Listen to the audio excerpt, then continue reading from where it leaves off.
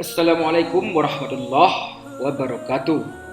Sahabat beriman, Allah menyebutkan tentang kenabian Ismail dengan firman-Nya, dan ceritakanlah di dalam Alkitab bahwa Ismail adalah seorang yang menepati janji, seorang rasul dan nabi. Setelah Ibrahim kembali dari Mesir ke Palestina bersama istri dan hamba sahaya istrinya yang bernama Hajar, Ibrahim menginginkan seorang anak. Kemudian ia berdoa kepada Allah agar dikaruniai anak yang saleh. Wahai Tuhanku, berilah aku anak yang saleh. Nampaknya Sarah merasakan apa yang terlintas di hati Ibrahim. Maka ia berkata, sesungguhnya Tuhan mengharamkan anak dariku. Maka aku berpendapat supaya engkau menikah dengan sahayaku Hajar. Barangkali Allah memberimu anak darinya.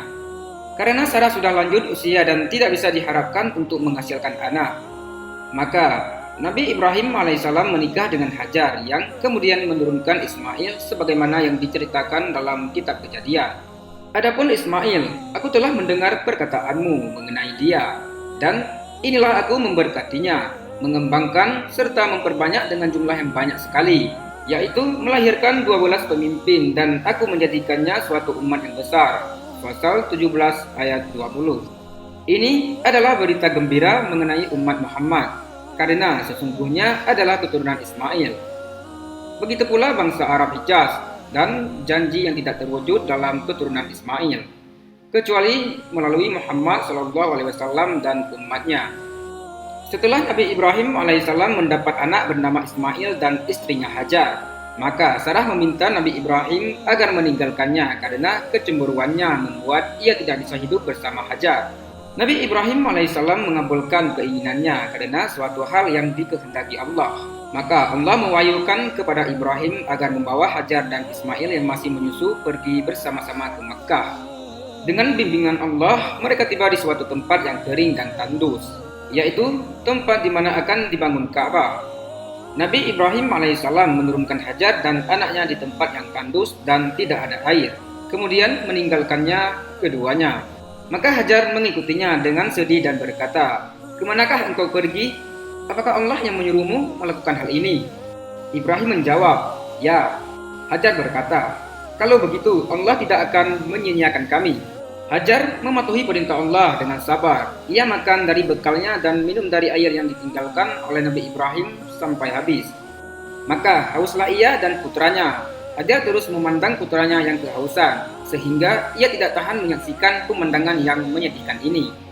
Hajar bangkit dan kebingungan. Ia berlari-lari kecil dan hampir kehilangan kesadarannya. Ia naik ke suatu tempat yang tinggi bernama Safa, barangkali melihat air. Ternyata ia tak menemui apa-apa. Kemudian ia pun turun dan berlari-lari kepayahan sampai tiba di suatu tempat lain yang tinggi bernama Marwah. Ia memandang dari tempat itu barangkali melihat sesuatu. Kemudian kembali ke Safa, lalu memandang lagi barangkali ia melihat sesuatu. Hal itu dilakukan hingga 7 kali. Kemudian pada terakhir kalinya ketika tiba di Marwah, ia mendengar suara. Lalu ia menoleh dan tiba-tiba berdiri seorang malaikat di tempat sumur Zamzam yang menggali dengan sayapnya hingga tanpa air. Hajar menyaksikan pemandangan yang mengesankan ini. Maka ia pun diliputi rasa gembira. Kemudian mulailah ia mengambil air itu dan memberi minum anaknya serta mengenyangkan dirinya. Ketika air itu memancar, tertariklah burung-burung ke situ dan serombongan suku Jurhum sedang berjalan di dekat tempat ini. Maka mereka melihat burung berputar-putar di sekitarnya. Mereka saling bertanya, sesungguhnya burung ini terbang di dekat air. Apakah kamu ketahui bahwa di sekitar lembah ini ada air? Mereka menjawab, tidak. Kemudian mereka mengirim salah seorang dari mereka untuk menyelidiki kabar itu. Orang itu segera kembali kepada rombongan dengan membawa kabar gembira tentang adanya air. Lalu mereka datang kepada Hajar seraya berkata, bila engkau kehendaki, kami akan tinggal bersamamu untuk menghiburmu dan air itu adalah airmu. Maka Hajar pun menyambut mereka dan mereka pun tinggal di dekatnya hingga Ismail menjadi dewasa dan menikah dengan perempuan Jurhum serta belajar bahasa Arab. Nabi Ibrahim alaihissalam meninggalkan anaknya Ismail di Makkah. Akan tetapi ia sering menjenguknya. Pada salah satu kunjungannya, Ibrahim melihat dalam tidurnya bahwa Allah menyuruhnya menyembelih putranya Ismail. Mimpi nabi-nabi adalah benar, karena ia sama dengan wahyu dari Allah. Oleh karena itu, Ibrahim bertekad untuk melaksanakan perintah Allah itu. Ibrahim menceritakan hal itu kepada anaknya Ismail yang hanya satu-satunya pada saat itu. Maka Ismail menjawab, "Wahai ayahku, lakukanlah apa yang diperintahkan Allah kepadamu, dan engkau akan mendapati aku sebagai orang yang sabar dan rela dengan kehendak Allah itu." Setelah keduanya sepakat dan bertekad melaksanakan perintah itu, maka Ibrahim membaringkan putranya dengan wajah tertelungkup agar ia bisa menyembelih dari belakang dan tidak memandang wajah anaknya ketika menyembelih. Nabi Ibrahim mulai menyembelih, namun pisaunya tidak mempan, dan ketika itu Allah berseru kepadanya, "Hai Ibrahim, berhentilah menyembelih anakmu. Telah cukup ujian dan kami telah mendapati pada dirimu ketaatan dan kesegaran dalam melaksanakan perintah Tuhanmu. Ini adalah ujian besar yang nyata yang telah kami uji terhadap imanmu dengannya, sehingga kamu termasuk orang-orang yang beruntung. Maka ambillah kibas ini dan sembelihlah sebagai tebusan bagi putramu." Al-Quran memuat bahwa anak yang disembelih itu adalah Ismail, karena ia menyebut kisah anak yang disembelih. Kemudian Allah mengabarkan kepada Ibrahim akan kedatangan Ishak. Dan kami kabarkan kepadanya kedatangan Ishak sebagai nabi dan ia termasuk orang-orang yang saleh. Pemberitaan kedatangan Ishak sesudah kisah penyembelihan jelas menunjukkan bahwa Ishak bukanlah anak yang diujikan kepada Ibrahim untuk menyembelihnya. Adapun orang Yahudi mengaku bahwa yang disembelih adalah Ishak. Kitab Kejadian menyebutkan bahwa anak yang disembelih itu dan mulai penyebutannya dengan menyebut kecintaannya dengan perkataan Tuhan kepada Ibrahim, "Ambillah putramu satu-satunya yang engkau cinta, Ishak, dan pergilah ke negeri Moriah." Pasal 22 ayat 2.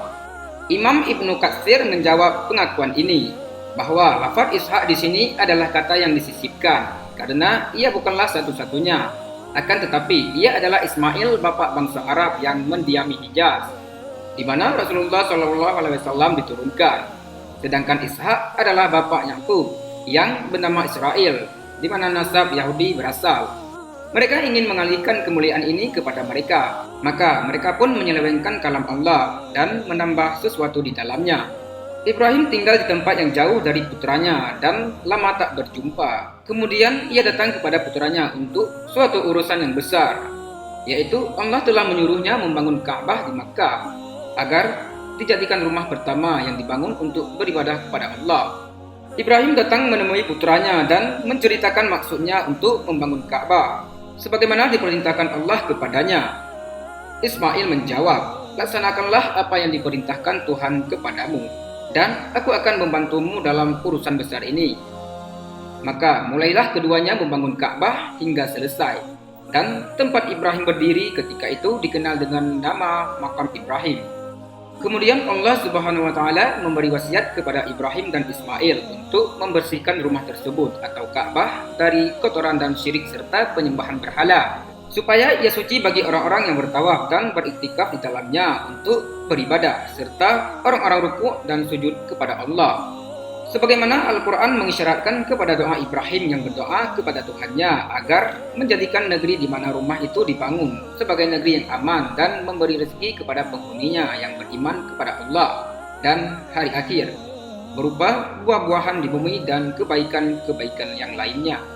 Allah telah mengabulkan doanya dan memberitahukan kepadanya bahwa Allah tidak kikir dalam memberi rezeki kepada orang-orang kafir di dunia. Akan tetapi, pada hari kiamat ia akan menimpakan siksa mereka kepadanya, dan itulah seburuk-buruk tempat kembali. Allah telah menjadikan Makkah negeri yang aman.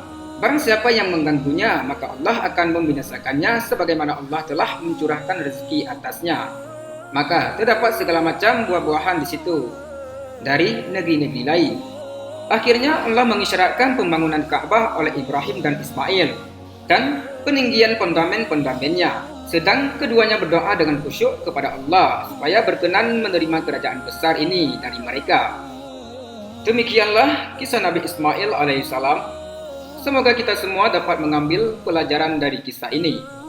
Wallahu a'lam bishawab. Assalamualaikum warahmatullahi wabarakatuh.